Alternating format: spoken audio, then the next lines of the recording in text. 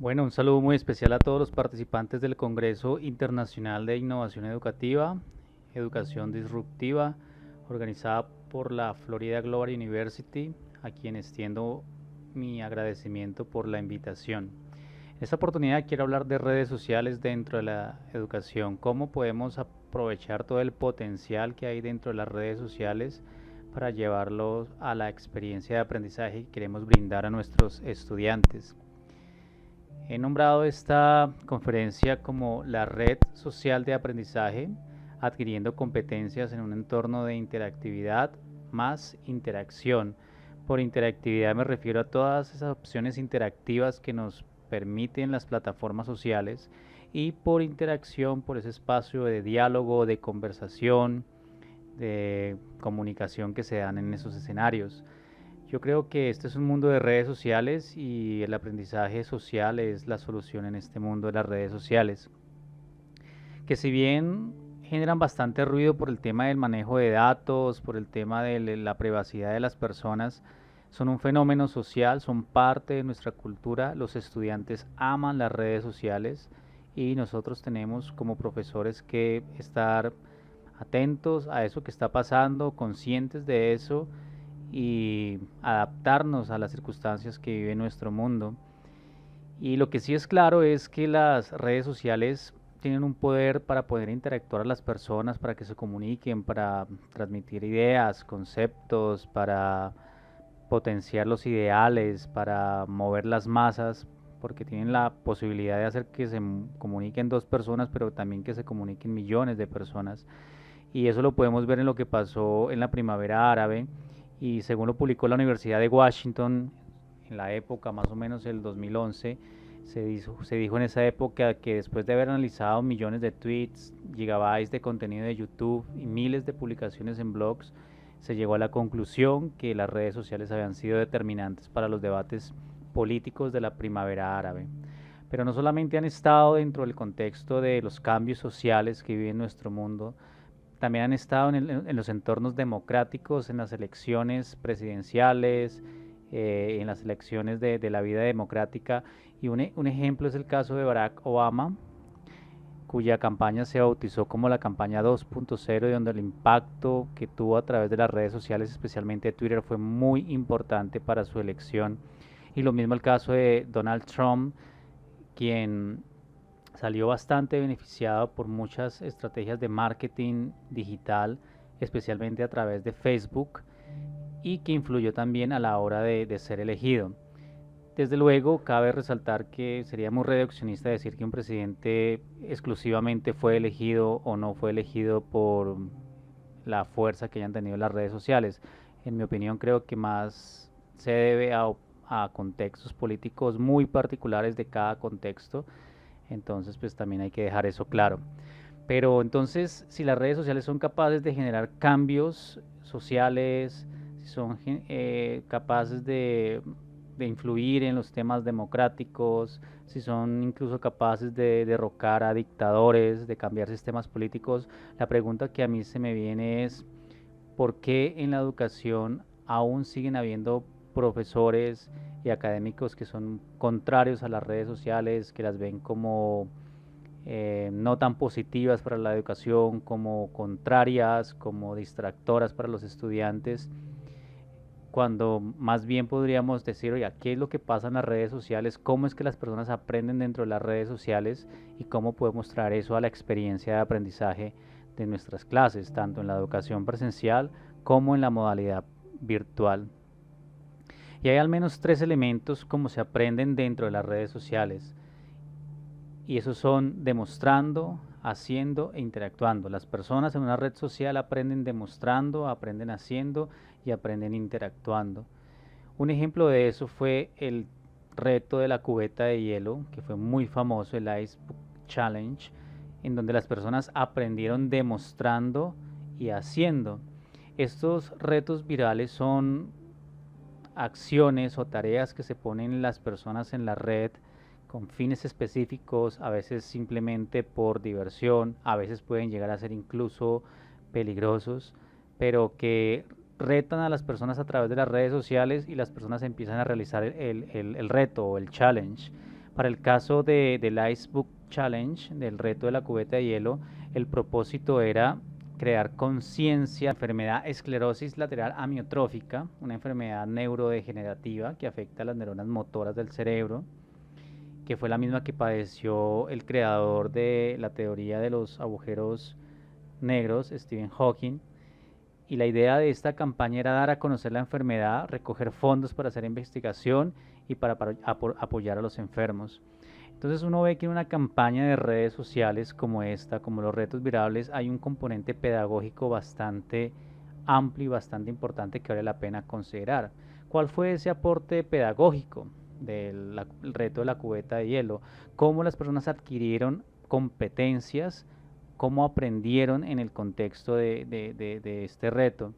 Y podemos ver que las personas adquirieron competencias de tipo cognitivo porque comprendieron en qué consistía esta enfermedad, pero también adquirieron competencias de trabajo colaborativo, de trabajo en equipo, porque para poder hacer el reto, para poder hacer el reto de la cubeta de hielo, las personas primero eran retadas por alguien en la web a través de una red social y la persona disponía de 24 horas para hacer el challenge, hacer el reto, pero no lo podía hacer antes de retar a otra persona. Entonces, como se ve, hubo todo un trabajo en equipo para poder realizar este reto. También podemos ver la competencia de la autonomía, porque las personas fueron totalmente autónomas a la hora de realizar el reto. Nadie los obligó, si bien lo retaban por las redes sociales, nadie los obligaba a realizar el reto, entonces las personas lo hacían. Y a su vez se desarrolló una competencia que es muy importante y que es transversal a todas las industrias, que es la creatividad, porque las personas comunes y los famosos fueron muy creativos a la hora de hacer el challenge, de hacer el reto, lo hicieron en diferentes escenarios, lo hicieron en de diferentes formas, entonces la creatividad fue algo que se disparó. Tengamos en cuenta que la creatividad es una competencia que va a ser muy valorada en la cuarta revolución industrial, porque la mayoría de los trabajos operativos que se hacen hoy en día los van a hacer los software, las plataformas, las apps, los sistemas de información, y en ese momento, cuando la cuarta revolución esté mucho más avanzada, lo van a hacer los robots. ¿Dónde se va a crear valor? En los escenarios donde haya creatividad, donde hayan personas que creativamente puedan construir los llamados trabajos del futuro. Pero si queremos seguir ahondando en la fuerza pedagógica del reto de la cubeta de hielo, nos damos cuenta que también hubo algo que en pedagogía se conoce como edutainment, que es la combinación entre educación y entretenimiento. Nunca había sido tan divertido mojarse con una cubeta de hielo y a su vez generar conciencia sobre una enfermedad, a su vez recoger fondos para hacer investigación y para apoyar a los enfermos. Se dice que en Estados Unidos se recogieron alrededor de 106 millones de euros. Pero en las redes sociales también aparece algo que es, y se aprende de una forma que es interactuando. Interactuando se alcanzan competencias en un ejercicio activo, participativo, colaborativo, en un entorno colaborativo, en un contexto de aprendizaje social. Ya para los años 70, el psicólogo Albert Bandura había concluido dentro de sus investigaciones que nosotros aprendemos del entorno y el entorno aprende y se modifica a raíz de nuestras acciones. En este contexto del aprendizaje activo, del aprendizaje participativo, del aprendizaje interactivo, de construir competencias interactuando, se cambia el paradigma. Ya la figura del profesor no es el que transmite información, porque se rompe con los modelos de educación tradicional donde el sujeto es simplemente un actor pasivo. Acá el profesor no es solamente alguien que transmite información y el estudiante es alguien que escucha. Acá el profesor es una figura más de un dinamizador, de un guía que orienta el proceso, que co-crea el conocimiento, que construye el conocimiento, pero que los estudiantes son los propios protagonistas de su proceso de aprendizaje. Ellos son los que están en el centro del proceso de la experiencia de aprendizaje y ellos tienen el control. Esto es muy propio de la modalidad virtual, porque en la modalidad virtual se da lo que es el aprendizaje abierto, adaptativo, el aprendizaje flexible, que implica que se le construye un proceso para que el estudiante tenga una experiencia de aprendizaje en donde el estudiante tiene el control, el estudiante decide cómo aprender, decide desde dónde conectarse, decide qué recursos consultar, decide en qué momentos hacerlo. Entonces es autónomo, es protagonista de su propia experiencia de aprendizaje y está todo el tiempo activamente participando. Hay una serie de herramientas que son muy útiles a la hora de generar aprendizaje social, aprendizaje activo, aprendizaje participativo. Por ejemplo, en este momento en la educación ya se demuestra que para comunicarse con los estudiantes, al menos en el caso de la educación virtual, es mucho más fácil a veces contactarlos a través de WhatsApp que a través del correo. Usted les quiere enviar una comunicación y el correo no lo revisan durante varios días, pero usted los quiere al instante, los tiene en WhatsApp, porque el celular y el WhatsApp lo tienen en todo momento con ellos. Y hay otras herramientas muy útiles para este trabajo colaborativo, por ejemplo, las herramientas de la suite de Google, Google Docs, Google Slash, donde usted puede poner a los estudiantes a trabajar alrededor de un documento de Google Docs o alrededor de unas diapositivas, unas presentaciones con Google Slash, y todos están cooperando, todos están construyendo, todos están participando. En un entorno social de aprendizaje, todos aprenden de todos. Yo aprendo de los demás aprenden de mí. Y es algo que pues, realmente es disruptivo porque es una construcción colectiva. Ya lo había mencionado Edgar Dale cuando él propone el cono de aprendizaje, el famoso cono de aprendizaje, y como ustedes se dan cuenta, se ven claramente cómo se aprende pasivamente y cómo se aprende activamente.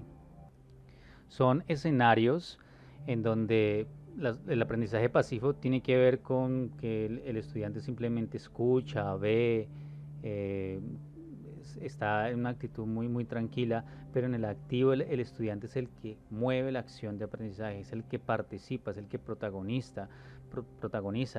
Entonces, por ejemplo, participa en un debate, tiene una conversación, participa en un trabajo práctico, manual, en el caso de la educación presencial, o en un trabajo de un documento colaborativo en Google Docs o en un Slides, en caso de que sea un trabajo virtual. Diseña una propuesta de trabajo en un proyecto que sea colaborativa, simula experiencias reales, diseña y lleva a cabo una presentación, hace hacer eso aquello que se intenta aprender, o sea, a través de la experiencia lo hace, porque el estudiante, pues en el contexto del aprendizaje activo y en el aprendizaje social, aprende enseñando, aprende demostrando, aprende entre pares. Es un escenario totalmente activo para el estudiante. Entonces es claro que las redes sociales son un escenario por naturaleza propicio para aprender. Y los estudiantes aman las redes sociales, son nativos digitales, la mayoría de ellos, y llegará el momento en que todos sean nativos digitales.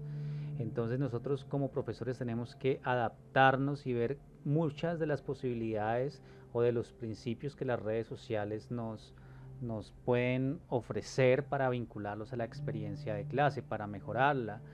Las redes sociales pueden aportar mucho a la educación. Si lo miramos desde la perspectiva de los entornos virtuales, los entornos personales de aprendizaje, los Personal Learning Environments, que son todo ese escenario, todo ese ecosistema alrededor de la experiencia de aprendizaje que vive un sujeto, con la forma como ese sujeto aprende, y que es un entorno muy personal. Cuando construimos experiencias de aprendizaje adaptativas para las personas, nos encontramos que las redes sociales en la experiencia de aprendizaje están presentes en todo, básicamente. Por ejemplo, las redes sociales están cuando en mi entorno personal de aprendizaje yo quiero informarme, entonces me informo a través de blogs, a través de Twitter, a través de WordPress, a través de Wikipedia, a través de YouTube, a través de los buscadores web como Google Chrome. Pero cuando quiero comunicarme también uso las redes sociales como Twitter, como YouTube, como Instagram, como Google Drive. Herramientas como Google Drive también me sirven para comunicarme, como el mismo correo. Pero si quiero socializar, entonces también tengo a Twitter, a LinkedIn, a Facebook, a Google+, a Pinterest. para crear y compartir, ¿no? Cuando queremos construir en nuestros entornos personales de aprendizaje, también tengo a YouTube, tengo a Instagram, tengo a Twitter, tengo a Google Drive, tengo a las plataformas Moodle, a los Learning Management System, las plataformas de aprendizaje electrónico como Canvas también, como Blackboard, tengo a Facebook. Entonces, como nos damos cuenta, en las redes sociales hay una oportunidad importante para traer eso que pasa en ese contexto a la educación y para mejorar la experiencia. Y sobre todo porque como profesores tenemos que estar atentos a qué es lo que pasa en las redes sociales, cómo funcionan, cómo aportan, cómo me puedo comunicar a través de ellas, qué es lo característico de cada red, qué es lo característico de Instagram, de YouTube, de Twitter, de Facebook, de TikTok, que ahorita está muy de moda, cómo tenemos que entender muy bien y ver cómo somos lo suficientemente creativos para integrar a nuestras experiencias de enseñanza esos elementos, y sobre todo para que también podamos aportar en evitar que las cosas malas que pasan en las redes sociales, como la información falsa, como cuando se transmiten en streaming masacres, ese tipo de cosas, no, o se le hace bullying a otra persona, cómo podemos nosotros como orientadores, como protagonistas, como los que damos línea en los aspectos éticos de la educación y de la sociedad, cómo podemos orientar. Pero la única forma que podemos hacerlo es conociéndolas, es usándolas y es, digamos, cooperando con ellas más que viéndolas como una amenaza. Muchas gracias y quedo abierto a las preguntas.